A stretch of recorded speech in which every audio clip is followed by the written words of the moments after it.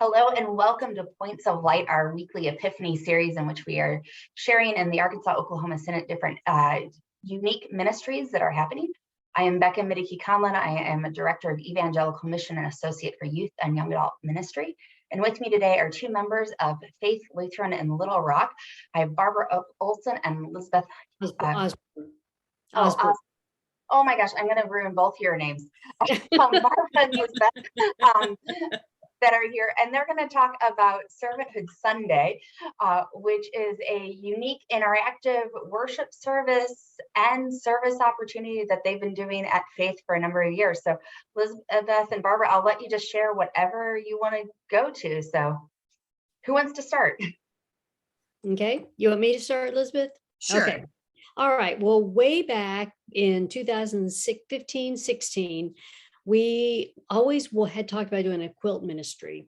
And so we came up with the idea of meeting and making quilts, both pieced quilts together of cloth with the batting in between and fleece blankets that you just tie at the edges to donate to the homeless. We have a ministry here in Little Rock called the Band that goes around to the homeless people and takes them items that they need. And so that was how we got started with this and what our goal was. As we got closer and had our quilts, as we had a number of quilts finished in the fall of 2017, we wanted to get the congregation involved. And so I wanted to have a get together one Sunday afternoon or Saturday afternoon to have the members of the congregation tie the quilts. And then we would have them blessed and sent out. Well, unbeknownst to me, a group at church who were working on creative ways of worship had come up with the idea of Servanthood Sunday. So rather than doing it in the afternoon, we did it in the middle of the service. I also applied for Thrivent to do an action team. And so that was a way for us to get money to buy more supplies. And then this was our project that we had the congregation tie the quilts. They did, many people told me how meaningful it was because they prayed for the people who would receive these quilts and also prayed for the people who had made the quilts. And then we donated them to the van, and then we donated them to Dorcas House, which is a ministry here in Little Rock for domestic abuse, for women and children of domestic abuse. So that's been our now 6 years. And so it has been a wonderful, wonderful opportunity. And we have repeated it as many times as we could, probably done about 4 times when we've had Servanthood Sundays. During the pandemic, we just blessed the quilts. We tied our own and blessed them and sent them out into the community. So we kept going on even during the pandemic. And but it has been a really, really just a meaningful event for the congregation and something that everybody, no matter what age they are, could do because everybody can tie a knot. So anyway, so that's how kind of the quilting ministry got started. So anytime we do it once a year because we have our aim to have them send them out in the fall. So. But then the Servanthood Sundays kind of grew out of that, where we were doing projects for a variety of ministries, and some of them were local to Little Rock and some of them are more global ones. And so this one was one that we did in conjunction with the veterans, and we packed these boxes for the veterans at the veterans home in North Little Rock. And so you can see we had the kids involved, we had old people involved, we had young people involved. We've been very deliberate in having projects where anybody could participate, no matter their skills or abilities or inabilities, however we may judge those inabilities. One of our fastest knot tires on the quilts is a guy who's blind. Eric is done before everybody else, so you better catch up to Eric. Yeah. So this is we have packaged these boxes for the veterans.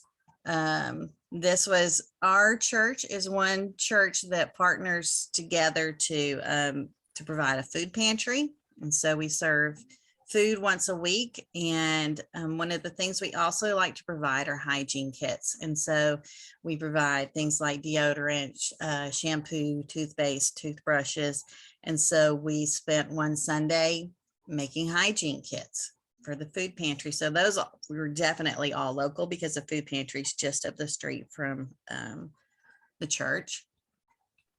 And then this was one where we were packaging vitamins and ibuprofen and Tylenol and other like general medications like that for a mission that was going to the Moragora Diocese.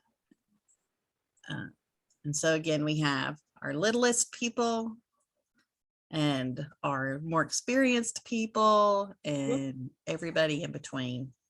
When we have one of these, somebody will give a temple talk about the organization that we're helping. And so this is a couple that lives down in Hot Springs Village. And so they were the ones who were instructing us how to do what we needed to do and weighing things and packaging things and how that all works. This was our first one back after the pandemic. And so this is an organization that is called City Connections, and they host these food packing parties. The St. Mark's Food Pantry that we're part of benefited from these. And so I didn't understand when I scheduled this party that our food pantry, that it was up to me about where all the meals went.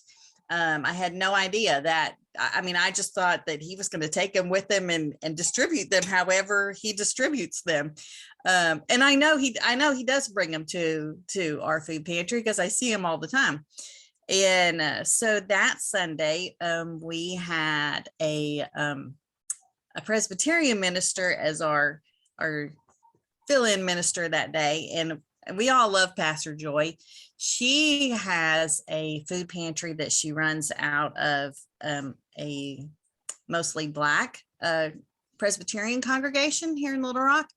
And hers is not a USDA food pantry, so they don't have the resources that our food pantry does, being a USDA pantry. And so we sent a third of those meals with her, and then 2/3 went to our food pantry. And so I think we did this back in May, and she just now finished giving away all of the ones we gave her.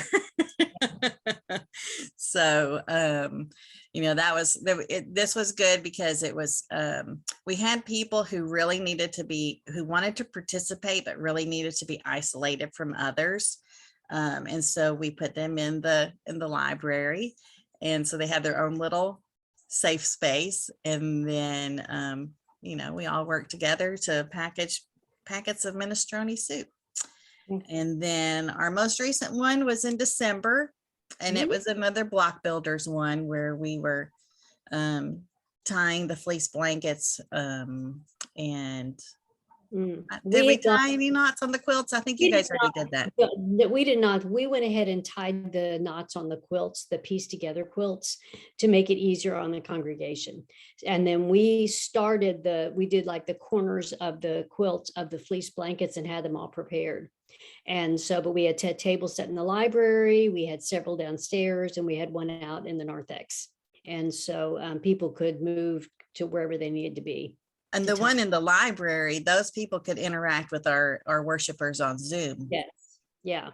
Yeah. So that was why we put that table in the library, so that we could include them as much as we could. I mean, it's hard, and we do as much as we can to make sure everybody feels included. Those quilts were delivered. I took 21 to the van drop off, and they picked those up. And then we took the rest to Dorcas house for the mothers and the children. So, yeah. So, yeah. So that's just some of the ones that we've done. It's not all of them, but it's some of them. Yeah. And the thing that makes us different than I think a lot of other congregations is you do this as part of your worship service, correct? Yeah, so we start not worship like a yeah. normal worship service. And then you have your temple talk at like the sermon time. And then that's when we break to go do our work. And then we come back, have a little reflection time, and then go to communion and the rest of the service. So about how long are people there on a Sunday morning for Servanthood Sundays? It usually extends it maybe a half an hour or so. Yeah. I try to keep the quilt tying at about 30 to 40 minutes. We try to make sure we have enough to last for about 30 to 40 minutes and then come back. The food packing one, though, 4-hour commitment. The food packing one, we had to stay after church to finish that one and we knew that was probably what was going to happen with that. We've had to do that with the quilts as well and just finish them afterwards. But, because people have a certain time limit but it's wonderful. Yeah. But people also know in advance it's Servanthood Sunday. Therefore, you aren't going to be able to come in and out of worship within 59 minutes. It's going to be a little longer. But most people aren't there much longer. For those who stay and socialize for a fellowship hour, they're really staying the same amount of time, basically. Right. Something so meaningful as well. Yeah. And about, I know that you've been disrupted because of COVID, but about how often a year do you try to do a Servanthood Sunday? It used to be quarterly. And so now we did 2 in 2022. We did one in May and one in December. Yeah. Yeah. And then maybe we'll get back to quarterly. Yeah. And so you don't have a sermon that day, you have a temple talk about the organization instead. But otherwise a regular worship service as far as the gathering word, temple songs, communion. Yes, absolutely. Excellent. Yeah, absolutely. And then we, like for the quilts, we have the ones that were finished already on the pews. And as people finished tying the quilts, they took them into the sanctuary. And so they were blessed as part of the Servanthood Sunday. And that's amazing. And you could do that with anything that when you pack. We took the veterans boxes up to the altar. Yeah. And the hygiene kits went up to it all usually goes up to the altar. Like even with the food, we had boxes, we stacked all the boxes up there. And that's just such a nice little touch of like, not only are we, have we done this and you feel that sense of accomplishment, but also now here we have this blessing and we're going to gather around it as we still have communion left for this service. Right. Yeah. It's another point is that it brings people who are not able to get out into the community to do community service and to work at the food pantry or to go to an organization and do an activity because of limitations, because of age or health or whatever. This gives them the opportunity to participate and to be a part of an action that the church is doing and that we're doing for the community and for the world. And so that has been very important to us, that, as Elizabeth said, to get everybody involved. And then we've had visitors come on a Sunday, on a Servanthood Sunday and stayed and joined the church. Yeah. Because that was the word in action and we were doing what we profess we're supposed to be doing. Yeah. Yeah, I think that would sell me on a congregation if I was looking for one and I just showed up one day and here is this. Plus also, it's a good way of doing relationship building without it feeling more intense of here we're doing something together. So as you are packing meals or boxes or whatever for people to say, oh, I haven't met you before, and talk a little bit and have those conversations. And then Barbara, you said earlier that for one of the quilts that you got a Thrive in Action Team grant. Do you do that for most of the projects? We did that. I believe we did that for a couple of the other projects. I think we either did it for the veterans boxes or possibly for the hygiene kits. The hygiene kits, I think we did. And that has been wonderful because the Thrive in Action Team is money just waiting there for us to spend. And so it's wonderful that we can apply for it. It just takes someone to do the application, apply for it, and then plan an activity is what it accounts to. So yes, we have used that, and we need to do that again for the quilts. Yeah, because they're $250 a Yeah. grant, and like that probably covers most of your Servanthood Sundays. But if it doesn't, as one of my friends who used to be a Thrivent member or Thrivent employee said, technically you can write an action team grant for the forks for an event, and another one for all of the knives, and another one for all of the spoons.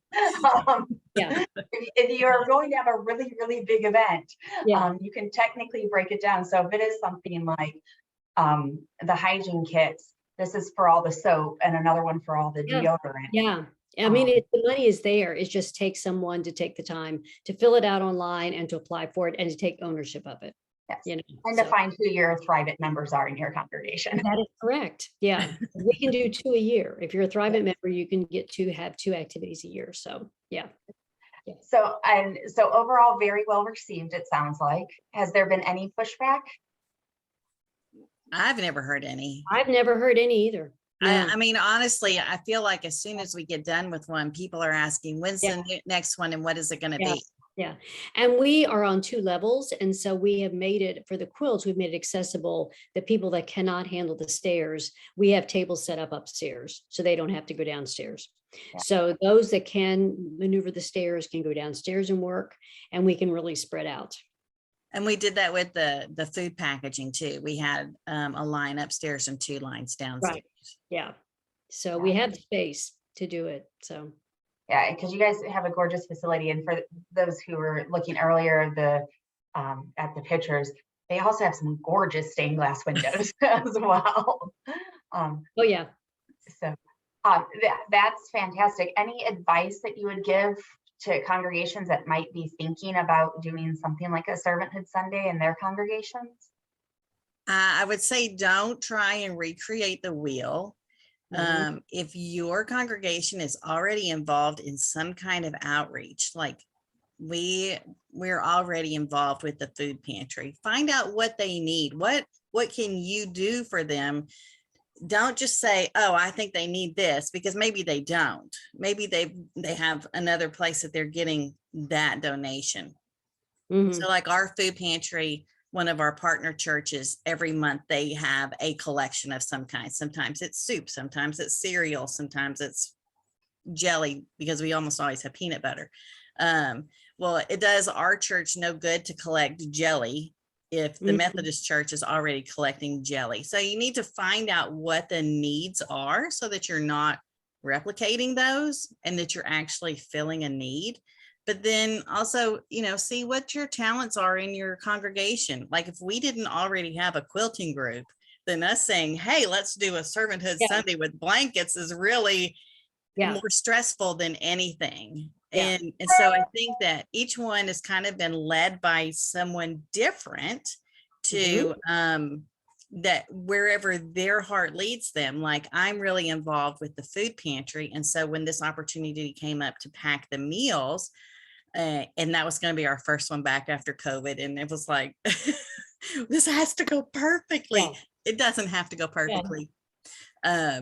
Well, you just have to be willing to find out what the needs are in your community and work to address them. And so there are lots of resources. Like I'm not even sure how sometimes we got connected with some of these people.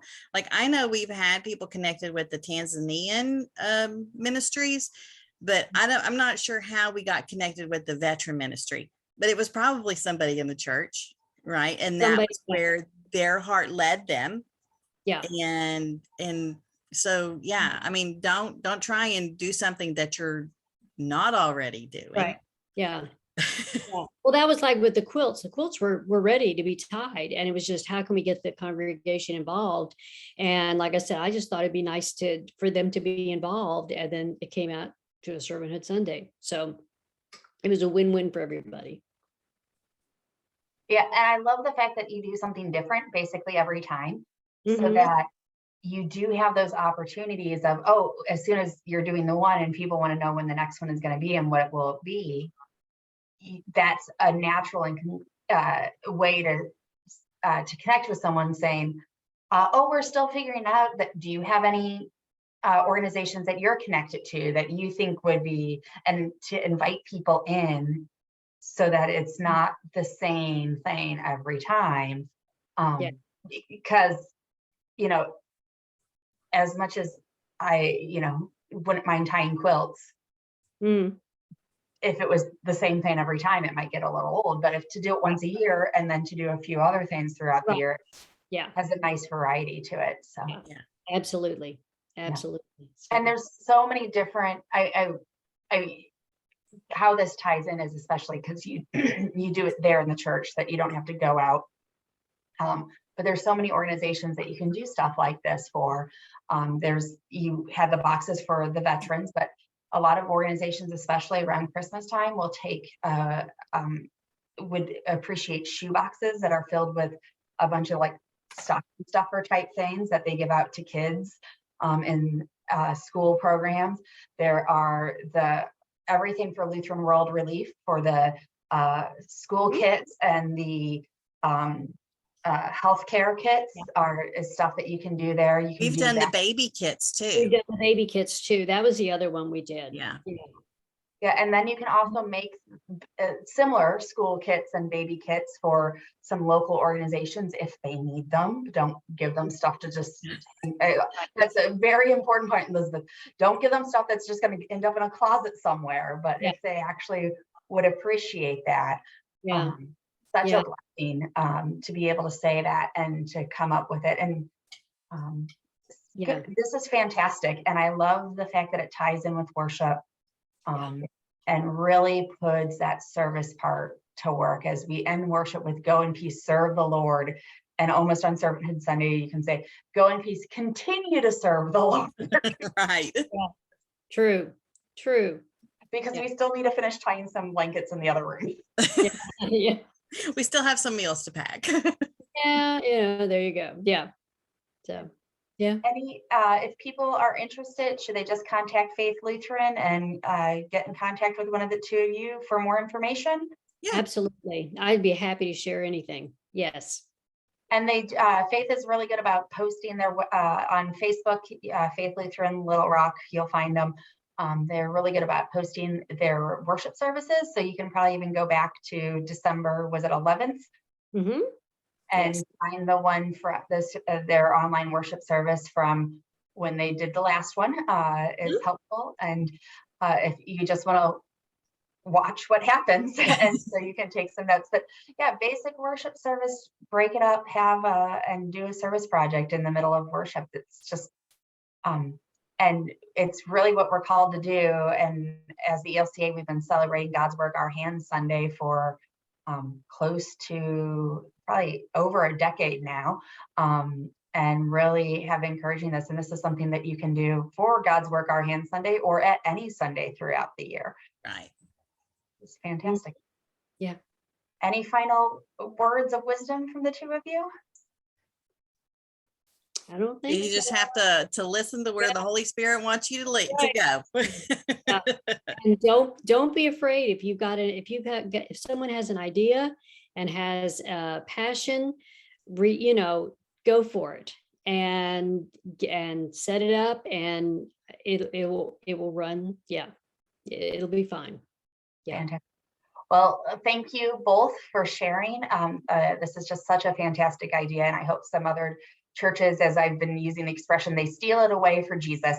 All ministry at some point basically has been adapted from other ideas, and so can take this one, adapt it, make it your own. You don't have to do exactly what Faith is doing, but just such a simple idea that people can easily take and make it their own. So thank you both. Barbara, Elizabeth, it's been great talking to you both. And I just want to end with a blessing that actually comes from one of our other points of lights. Our first week, we had Pastor Julie Recker from our Lord of Life, who does a pajamas and PJs group, and they meet on Zoom, and they always end their Zoom meetings with doing blessings of one another, making the sign of the cross on their foreheads with the phrase, God loves you, and so do I. thank you both for joining me. I appreciate it. Thank you. Thank you.